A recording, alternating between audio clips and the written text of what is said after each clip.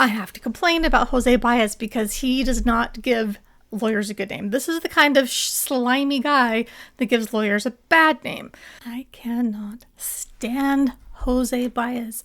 This is Shanna Gardner's fancy lawyer man who was hired to defend her against the charges of first-degree murder of her ex-husband, Jared Bridegan.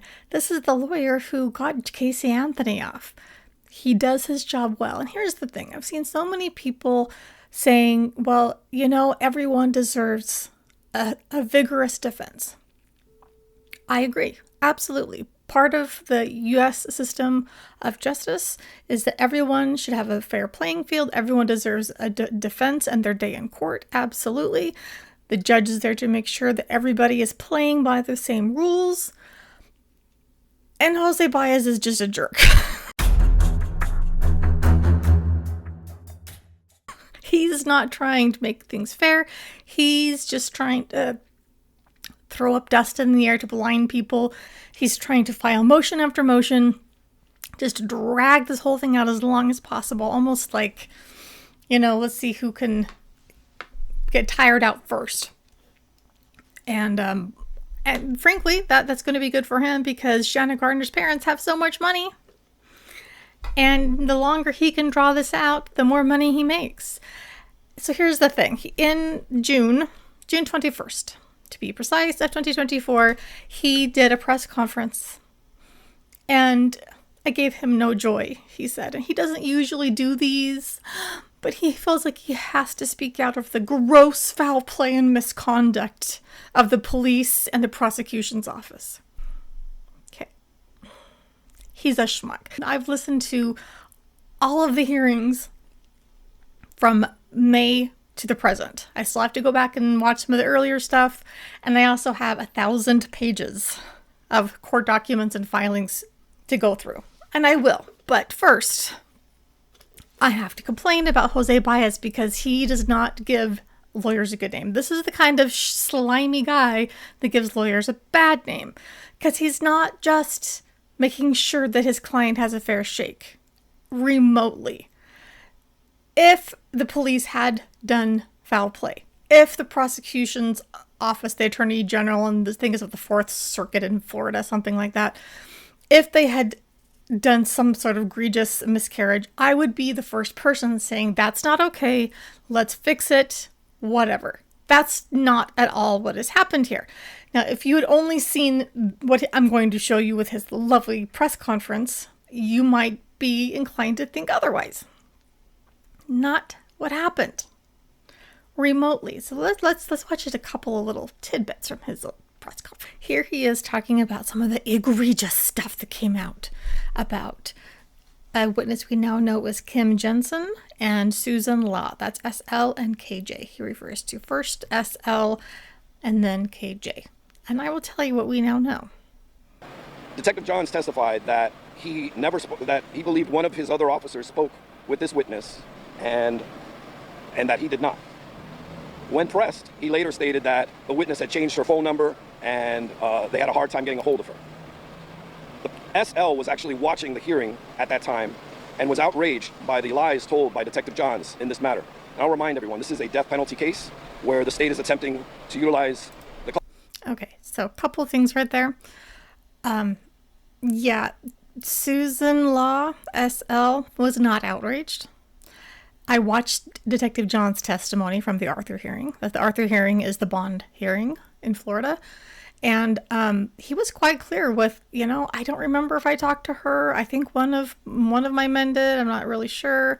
It seems like we had a hard time getting hold of her. Like maybe she changed her number or something. I mean, it was all very, I'm not really sure. I don't really remember. And yet he's calling this a lie. That Detective Johns didn't remember specifically. She never changed her number. That's a lie. Okay, Jose. Then we have KJ, when he was also equally outraged. She testified. We heard from her and Susan actually in the Richardson hearing, which is the most recent one. The Richardson hearing was what he then filed because he was insisting that, oh, there's been such foul play on the behalf of all the law enforcement and the state's attorney's office and blah, blah, that we need to have all of this stuff. This is violation as far as of discovery and evidence and Brady violations and blah, blah, blah. It was in the Richardson hearing. He also was saying that, oh, they were trying to, besmirch my name as a lawyer by saying that I just file motion after motion. I'm like, dude, you do. That's literally what you do. And a lot of lawyers, good lawyers, will do that. That's not, no. And then he said, and then I sling mud. Like, you do. And you did in June. Let's listen to a little bit of what he says about KJ's testimony. And then, or what she had told him, or that she was outraged or whatever. She actually then testified in the Richardson hearing. And I'll tell you what she said. KJ also got to view this hearing, and as it turns out, was equally enraged by some of the lies told by Detective Johns and some of the key facts omitted by the prosecution, such as the statements and many of the text messages that were displayed in an attempt to keep Shanna Gardner in custody, they were told specifically by KJ that many of them were made in jest and they were not taken seriously by anyone. And in fact, many of the individuals who were surrounding this case knew that. This critical information, which is exculpatory information, was never disclosed to the defense. And it wasn't until after the Arthur hearing that we were able to uncover that these statements, for which are non-recorded and no police report was done. I think that's worth mentioning here because I don't stand here and take this situation lightly. I realize that I'm being highly critical of both prosecution and law enforcement in this case, and it does not come easy for me. But I hold them to the highest standards, as we all expect our elected officials and our public servants. So yeah, we do. I absolutely would expect the highest level of professionalism and being legal and appropriate and all of those things. That's not what is happening here. So Kim Jensen then, when she testified this month, August of 2024, there were moments you could tell when he was questioning her that she was not giving him the answers he wanted. Things like, well, so the Detective Johns lied about this, right? And she actually said, I'm not sure that I was clear because I said such and such, and he might have thought I meant this. And referring to the gunman, his name is Henry Tenon, Tenon, but that sounds like tenant, right? Tenant, we often kind of drop that last T. And so he might have thought I meant just a tenant of the apartment complex, which he also was. So it might have just had kind of crossed wires. And then Jose Baez has been accusing Detective Johns of lying. And then Kim Jensen herself said, I think there may have just been a miscommunication. That's not lying. He also, in the Arthur hearing, and I'll do an entire video on the Arthur hearing because it was insane, but he was shocked that Detective Johns did not remember if Kim Johnson was in a patrol car going to the police station after being served a subpoena, or if she drove herself. How can you not remember that? And he said, well, I don't remember that detail. The interview was the more important part. Do you have any idea of how many things the police officers do every day, including bringing people to the station? That's not what's going to stand out in your memory. It would in her memory because that's an unusual situation, right? But Kim Jensen was not just outraged at the lies and literally everything he said that Detective Johns lied about. He was more like either, I'm not really sure about that, I don't remember. I was under the impression that there were several times in the Richardson hearing, or was it the Arthur? I have notes, and whichever, it'll come out in one of my videos, but I just showed you this report and you said it refreshed your memory, that blah, blah, blah. And Detective John said, no, I've never seen that report until you showed it to me. I didn't say that. I didn't say you refreshed my memory. And so Jose Baez kept trying to loop him into these little tricky things like, oh, well, you just admitted. And Detective Johns would say, no, I didn't. That's not what I said. What I said was this. So then Shanna Gardner was thinking this, right? And Detective Johns would say, I can't speculate on what she was thinking or what her motives were. I was just cheering for him the entire time. The lies and the exculpatory evidence, these texts, Kim Jensen did say that they were joking. She did say that. But the nature of the texts are such that there was one of the friends in the group whose husband had been approached by someone looking for a hitman. And apparently that became a joke amongst the friends, to joke about that. However, the fact that that joke existed, to me, only furthers the idea that when Shanna really was looking for a hitman, that's where she would go and ask for one. And there were plenty of texts that go way beyond a joke. And when she says, no, I'm serious, I need to get rid of him, who do you know that can disappear someone like magic permanently? It's not just these joking texts, as he is implying. And Susan Law and Kim Jensen both testified at the Richardson hearing, which again is about the evidence and violations, supposedly discovery violations. And it was a nothing burger. It just was not. It just drives me crazy when he's pulling this crap. And furthermore, what did we learn from this overall hearing? Well, there's some ugly text messages, and that's it. I don't think anyone learned any more information about Shanna Gardner's involvement, alleged involvement, or non-involvement in this case, other than there were some bad text messages, who we now find out were as a result of many of them in jest, taken out of context. And if that's all you have, so what do you do next? You manufacture a case. And I'm not saying that we're at that point yet, but I see very, very potentially harmful things along the horizon. Okay, so here's the deal with that. The Arthur hearing, it was long. It's like 7-8 hours long. There was a lot that was revealed. Way more than these text messages. So much more than these text messages. He's making it sound like that's the only thing we learned. That might have been the only thing that he learned. That was not the only thing that was presented. There was a whole lot that was presented in court. No, Jose, no, that's not how this works.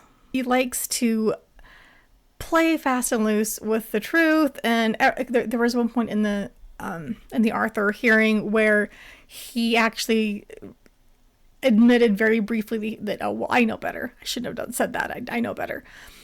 This is one of those cases as well. But if he says something and it becomes a soundbite, or you hear something like this often enough, you start to believe it. So at one point he talked about one of the prosecutors was listening to this press conference, and he pointed him out. He said, I hope that he sticks around and asks questions. And then later on in the press conference, there's this moment. And kind of admitted it, but then moving on. But this is what he does in court. He's done this in court, saying, I shouldn't have said that, or that's not not funny. It's not funny when you're talking about the actual court system and you are blatantly saying something untrue. Okay, so here's it's a little brief lie, but watch. Going to happen. And I ask that all of you ask the tough questions, and by all means, if you want to ask me questions, I noticed Mr. Mizrahi left. He doesn't want to answer to his actions. So it is what it is. Perhaps he had another matter, and in fact he does. So I'd say I take that back. The reality is you need to ask him. Okay, I take that back. He doesn't want to answer the questions. Well, maybe he has somewhere to go. Okay, actually, I know he had somewhere to go. That is incredibly tacky, and in my opinion, not okay for someone who is professing to be attempting to get their client a fair trial. In my opinion, that is just skeevy, slimy behavior. And I mean, he was saying that the things that the court could do to fix this egregious carriage of justice, again, is to dismiss the entire prosecution team so far, which would mean starting from scratch, and then keeping out important evidence. He mentions that in the Richardson hearing, saying that, we have to make sure that police don't behave badly again, so you have to take this kind of evidence out. And this is evidence that was gathered legally. But he's trying to use legal arguments that don't actually apply to the situation to get his client off. It just absolutely pisses me off. So, fortunately, it didn't work. Custody. Everybody forgets. Shanna Gardner has a child who's terminally ill. You have this child. Okay, so here he is trying to pull the heartstrings, and again, being a little bit disingenuous though. So what we know for sure, based on some things that have been said in court, is that one of the twins, the boy-girl twins that Jared and Shanna had together, the son has a heart condition, and it is such that he needs to live at 1,000 feet above sea level or less. What that condition is, it could be a whole host of things. That by itself, it sounds like something that is more chronic than something that's going to take his life in the next 6 months. So when he says, or if it might be a condition where he may need a heart transplant later in life, but define terminal. I mean, mortality is terminal. Life is terminal. We're all going to die, right? Is he going to die in 40 years? When will he need a transplant? When he's 18? He's making it sound like her son is on hospice. And I'm quite sure he's not. So to me, that is a little bit slimy to be using her son and saying he has a terminal illness and therefore she should be released on bond. You know, if she is so concerned about her children's well-being, maybe don't kill their father. Just an idea. Maybe don't drag him through the courts for years and years and years and years for custody battles and talking smack about him before you kill him. But, you know, you're the one who put your children, your twins through all kinds of issues. In my opinion, she has traumatized her kids far more than the court system has. This right here is before the presser that we just saw, those clips that I showed you, but after the Arthur hearing. So this is Judge London Kite making her decision on whether Shanna Gardner would get bond. I've carefully considered the evidence that was presented during the last hearing, and I've granted the state's motion for pretrial detention and denied the defendant's motion to set bond. I'm filing that now. Hallelujah. I'm glad that the judge was not swayed by Mr. Jerkface. So yeah. Jose Baez, I see how you got Casey Anthony off. I do. I'm grateful at this point that Judge Kite has seen through your crap. I think he's underestimating her. Sometimes she'll like look at her computer, their hand on her face like this, or be clicking around and asking kind of certain questions that, and even maybe in a tone that he might find weak or feminine or whatever. But at the end of the Arthur hearing, there was a point where she was asking him some things. He was like, "You can't. Some of these things that the state is bringing in, it's just hearsay." It's an Arthur hearing, not a trial. So she actually said, hearsay is allowed here in this hearing. He goes, "Oh, well, I'm not going to disagree with you, Judge, but," and then he's trying to make other arguments, and eventually she just goes, "Okay." Which I'm like, that's like me. I'm like, what I'm always going like, "Okay, Chad. Okay, Joyce. Okay, Jose. Okay." I'm like, Judge Kite, I like you. Ugh. He's so frustrating. He's so frustrating to watch because he's so arrogant. And one other little thing that just shows his arrogance is look at his suit. A man's suit is not supposed to be that tight. It's not supposed to have wrinkles on your sleeve. There are times when he's in court, you can see this big, huge gap in the back of his collar, between the collar and his shirt. That shouldn't exist. Your collar should be able to move up and down and not have this big gap. The fact that a lot of like Andrew Tate and his ilk, they like to wear really tight suit tops or, the jackets. They think it makes them look buff because if it's so tight, look how manly and strong I am. But if you look at even like wrestlers or like bodybuilders who know good tailoring, they're not in these ridiculously tight suits. They have a very classic line that makes them look real attractive, and they do have the V shape, but it's not pulling at their shoulders.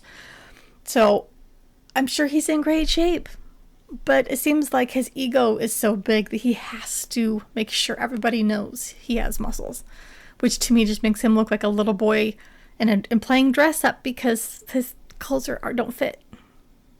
So to me, that's just one more sign of arrogance. The accusations he levied against the prosecution in the Richardson hearing were just, it was upsetting to listen to. He had one good point. And I will say Judge Kite has been very conservative as far as like making sure the defense gets a lot of leeway, which is on the one hand is frustrating, on the other good, because then if and when Shanna Gardner is convicted, this can't be overturned on appeal because her decisions are so often in the defense's favor that there's not going to be a way to appeal this. She's being very careful and reasoned. So like there was a point where some information that might have been attorney-client privileged seemed to have been emailed to part of part of the prosecution team, but as soon as they realized it, it was like, oh, alert, alert, everyone delete that. Mistakes happen, but they reported it, said, we figure we saw this happening, we deleted it, we didn't look at it as far as anyone can remember, because they have thousands of files, thousands of papers, and pages of stuff to go through from tons of cases. So they couldn't say 100% if they had ever opened the attachment or whatever. But now they have an entire team put in place. They call it a taint team to go through all of the evidence. They've deleted everything, and then they're going back to the sources to re-download, have the taint team go over it, which is an independent company who has their own lawyer. They'll then contact Judge Kite and work with her to figure out what is and isn't admissible, what is attorney-client privilege or whatever. They're going above and beyond, which again is taking more and more time, more and more emotions, more and more this, that, and the other. But I was so thrilled with how the prosecution has responded. In the Richardson hearing, I was like, bravo, bravo. In fact, I don't know her name, but the younger female prosecutor with the long brown hair, I'll have to look it up and see what her name is. I feel like she's someone that's, there was a t-shirt that we had to buy one of my kids when we were at Disneyland, and it had Yoda and it said, "Judge me by my size, do you?" That's kind of what I feel like. She looks 22. She looks very young. And I can see him looking at her going, oh, she's not going to have what it takes. She's not going to be mature or smart, and I can take her down. And it's like, ooh, don't underestimate her. Don't underestimate her. She's quick, she's smart, and she's powerful. And I just was like, yes, carry on. You're doing great. Yeah, that's where we are as far as my opinion on Jose Baez. Not a fan. Although if something horrible happened and I were to be, arrested and charged with something, I can see why you'd want him on your side. So Shanna's parents, they're loaded and they are paying for the best defense lawyer there is. It's just frustrating to me that he's even allowed to play these tricks, because these motions that he's filing, the vast majority of them seem to be frivolous and have no merit whatsoever. And that is just clogging up the courts for actual cases that need hearing. And this case that just needs to get to trial already. Jared Bridegan died February 16th of 2022. He was gunned down in front of his 2-year-old toddler. I believe her name is Bexley, and I'm saying that only because her mother, Kirsten, has made that public as far as trying to raise money for a charity for children who are put into the situation that she was. So apparently she was terrified, understandably. These loud noises of the shots that barely missed her, by the way. There were 2 slugs found in the frame of the car very near her car seat. But she heard these loud booms. She saw her dad fall to the ground, and she was crying and scared. A good Samaritan got her out of her car seat, tried to calm her down, and she kept saying, "I heard boom, boom, loud noises. Daddy's on the ground sick. He needs help." And she was understandably terrified and didn't have a parent or anyone with her at first. And so her mother has put together a charity called Bexley Boxes, I believe, named after her daughter, her and Jared's daughter, with comforting items. So like a teddy bear and maybe little toys and treats and that kind of thing for children who end up at the police station and for whatever reason and just need some simple comforts until they can get into the arms of someone who loves them. So I will leave a link to that in the description. be doing it. I'll be covering the entire Arthur hearing, the Richardson hearing, and all that fun stuff. September 23rd is the next hearing, this trial management stuff. It doesn't sound like it's going to be anything too exciting, just updates on whatnot. Although Jose Baez is likely going to try to keep throwing in more motions to gum up the works and slow things down. So who the heck knows when things are going to actually get moving.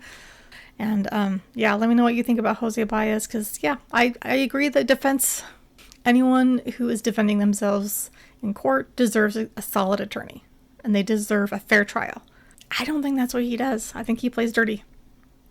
And that is very frustrating for those who are looking for justice, looking for what's fair. And he's just freaking arrogant, and I also want to go say, get a tailor. You can afford a tailor. You can afford a suit that fits you. You doofus. Okay, Jose. Okay, shake it off. Shake it off. Shake it off. Deep breaths. Now I'll go get myself some chocolate, because I think I deserve it.